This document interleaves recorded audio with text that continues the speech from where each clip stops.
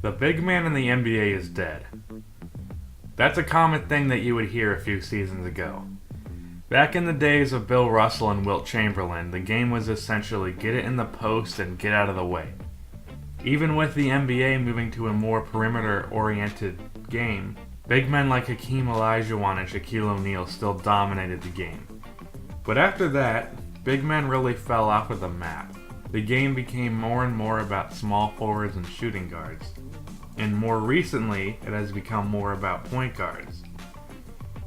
But as of recently, big men have made a comeback.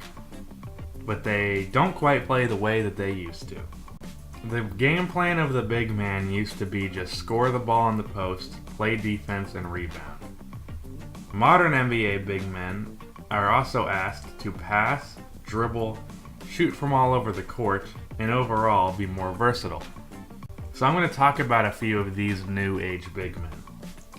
First, we have a player that's finally getting some recognition, Nikola Jokic. And the first thing that stands out with Jokic is his passing.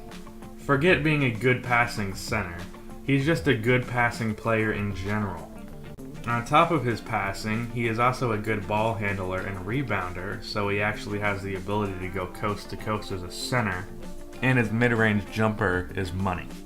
Of course, I have to mention both Anthony Davis and DeMarcus Cousins. Both are crazy good now, but I'm kind of talking about guys that are not already established, which these guys are. Moving on, Kristaps Porzingis. I've already done a video about Porzingis and another that mentions him. That's probably just because he's really good.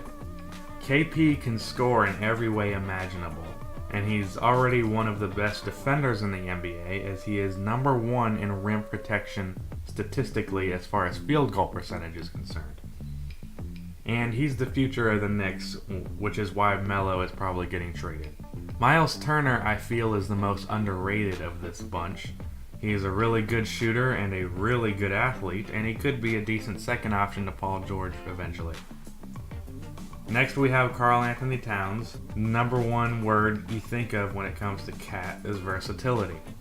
He can kill you from the post, he can kill you from the perimeter, or he can often kill you off of the dribble. And he's shown signs of being a great defensive player as well. And because of him, along with Andrew Wiggins and Zach LaVine, the Timberwolves will be a dynasty in a few seasons. And now for my favorite player here, last but not least, Joel Embiid. If this guy doesn't make you think of Hakeem Olajuwon, I don't know what does. His post game is just plain beautiful. Post hooks, up and unders, turnarounds, drop steps, you name it. Joel can do it all and do it well. But his game isn't limited to the post. He can also face up and either pull up or drive inside. And he can shoot the three ball. And on the other side of the floor, Embiid swats shots, and on top of that, when Joel Embiid is in the game, the Sixers are one of the best defensive teams in the NBA. And when he is off of the floor, they are one of the worst. And I actually feel like he potentially has a higher ceiling than Karl Anthony Towns. Big men might have been dead for a while, but they are back now, and I think that's pretty damn great.